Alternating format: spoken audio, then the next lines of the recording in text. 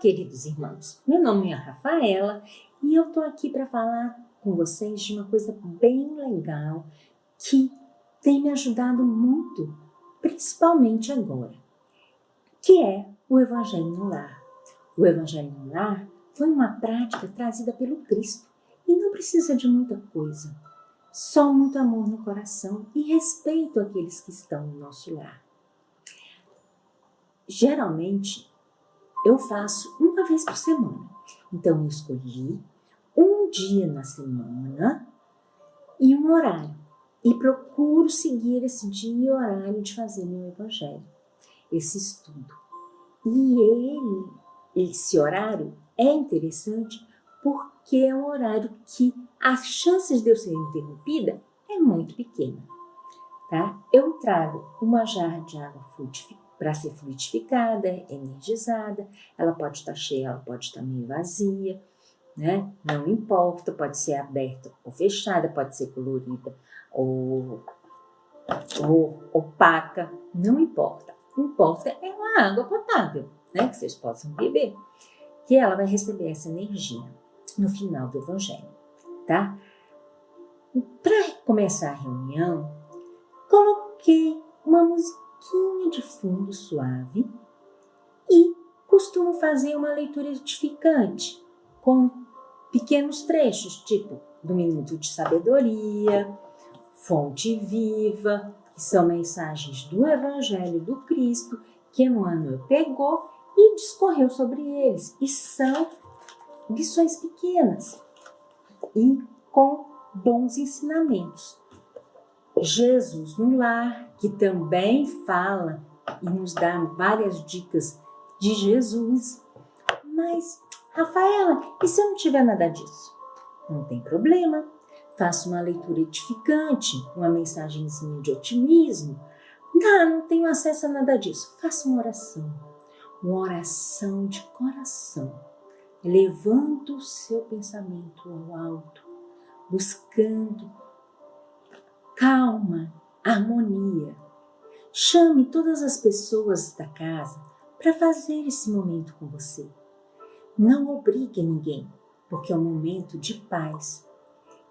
Quando, depois de fazer essa prece, vamos ler uma pequena mensagem do Evangelho segundo o Espiritismo, que traz as máximas morais do Cristo, a sua aplicação no Espiritismo, por conta do Espiritismo. Mas essas lições morais são uma visão prática no nosso dia a dia. E isso nos auxilia tanto a cada momento. Eu, no meu dia fixo, né, que eu faço regularmente, que vocês devem procurar fazer regularmente, eu leio pequenos pedaços e vou marcando. Não são muitos longos. Quando eu quero fazer alguma anotação, eu faço para compreender melhor. Quando eu abro numa página que não é um capítulo, até que tem uma parábola, mas se não tivesse, eu volto no início do capítulo, que sempre tem uma passagem bíblica que ajuda a compreender a lição de Jesus que ali vai ser tratada. Depois eu faço um comentário. E as outras pessoas também. Não existe comentário certo. Todos são certos e adequados para a mentalidade e o pensamento de cada um naquela hora. Devemos respeitar. Não é para ter discussão, é para ter aproveitamento, uma conjunção de ideias. Saber ouvir a opinião do outro nos auxilia a harmonizar o nosso lar, porque ele se sente respeitado, da mesma forma que ele respeita a nossa situação. Não estou com vontade de falar nada. Não precisa. Pode simplesmente fazer a leitura do trecho do Evangelho e fazer uma prece de encerramento. Rafaela, aqui em casa, Evangelho segundo o Espiritismo está complicado. Tem a Bíblia. A Bíblia é muito mais aceita em vários lugares, em várias famílias, que tem ainda alguns restícios, né? Algumas considerações quanto ao Espiritismo. Pega a Bíblia e leia um pequeno trecho e discorra sobre ele se sentir vontade. Se não, não precisa. E faça uma prece de encerramento. Nada disso tem mediunidade aflorada, manifestação mediúnica. Simplesmente é um momento de reflexão. Reflexão das palavras do Cristo no nosso dia a dia. Depois desses comentários, que não deve ser muito longo não, tá? Principalmente quando tem criança, 5, 10 minutos está de bom tamanho. Adultos, meia hora está perfeito, tá? Não devemos fazer comentários e comparações que desmereçam pessoas que estão ali ou que não estão, algumas religiões, outras coisas, não. Simplesmente reflexões internas. E cada um fala sobre o que compreendeu. Esse negócio de achar, essa mensagem veio para o meu amigo. Não. Veio para o meu filho. Não, ela veio para cada um de nós. Ele, no momento dele, vai compreender a profundidade e a lição que tem naquela mensagem. Mas cada um de nós temos que refletir sobre essa mensagem e dessa forma buscar agirmos de forma diferente. No final, a gente roga a Deus, a Jesus e aos espíritos de luz em favor da harmonia do lar e dos familiares, encarnados e desencarnados. E também a paz dos povos, a saúde da humanidade, a tranquilidade. E tudo acontece tranquilamente.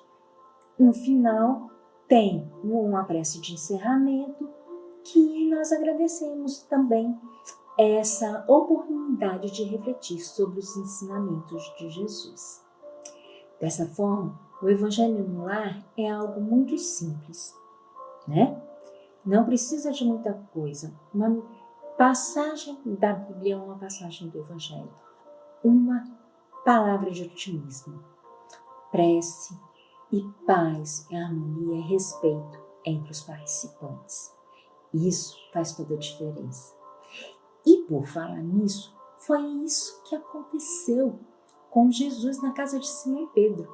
Eu vou ler o primeiro capítulo do livro Neoluz, que fala sobre o culto cristão no lar, que é a representação do que nós devemos fazer nesse momento. Povoara-se o firmamento de estrelas dentro da noite prateada de luar, quando o Senhor, instalado provisoriamente em casa de Simão Pedro, tomou os sagrados escritos e, como se quisesse imprimir novo rumo à conversação que se fizera improdutiva e menos edificante, falou com bondade. Simão, que faz o pescador quando se dirige para o mercado com os frutos de cada dia, o apóstolo pensou alguns momentos e respondeu hesitante: Mestre, naturalmente escolhemos os peixes melhores. Ninguém compra os resíduos da pesca. Jesus sorriu e perguntou de novo: E o oleiro, que faz para atender a tarefa que se propõe? Certamente, Senhor, redarguiu o pescador intrigado. Modela o barro, imprimindo-lhe a forma que deseja. O amigo celeste, de olhar compassivo e fulgurante, insistiu. E como procede o carpinteiro para alcançar o trabalho que pretende? O interlocutor, muito simples, informou sem vacilar. Lavrará a madeira, usará a enxó e o serrote, o martelo e o formão. De outro modo, não aperfeiçoará a peça bruta. Calou-se Jesus por alguns instantes e aduziu. Assim também é o lar diante do mundo. O berço doméstico é a primeira escola e o primeiro templo da alma. A casa do homem é a legítima exportadora de caracteres para a vida comum. Se o negociante seleciona mercadoria, se o marceneiro não consegue fazer um barco sem afeiçoar a madeira a seus propósitos, como esperar uma comunidade segura e tranquila sem que o lar se aperfeiçoe? A paz do mundo começa sobre a sobre as telhas a que nos acolhemos. Se não aprendemos a viver em paz entre quatro paredes, como aguardar a harmonia das nações? Se não nos habituamos a amar o irmão mais próximo, associado à nossa luta de cada dia, como respeitar o eterno Pai que nos parece distante? Jesus relanceou o olhar pela sala modesta, fez pequeno intervalo e continuou. Pedro, acendamos aqui em torno de quantos nos procuram assistência fraterna, uma claridade nova. A mesa de tua casa é o lar de teu pão. Nela recebes do Senhor o alimento para cada dia. Por que não instalar ao redor dela a sementeira da felicidade, da paz, na conversação e no pensamento? O Pai que nos dá o trigo para o celeiro por meio do solo, envia-nos a luz pelo céu. Se a claridade e a expansão dos raios que a constituem, a fartura começa no grão. Em razão disso, o Evangelho não foi iniciado sobre a multidão, mas sim no singelo domicílio dos pastores e dos animais. Simão Pedro fitou no mestre os olhos humildes e lúcidos e, como não encontrasse palavras adequadas para explicar-se, murmurou tímido: Mestre, seja feito como desejas. Então Jesus, convidando os familiares do apóstolo à palestra edificante e à meditação elevada, desenrolou os escritos da sabedoria e abriu na terra o primeiro culto cristão no lar. Que cada um de nós possamos acender essa luz do Cristo no nosso lar e no nosso coração. Podemos fazer sozinho, não tem problema nenhum. Apenas falemos em voz alta, em todos os momentos, com companhia ou sem companhia, e sempre convidando e nunca obrigando. Dessa forma, a conversação vai mudar de patamar. A energia da casa vai mudar de patamar. E nesse mundo encontraremos um pouco de paz e de esperança.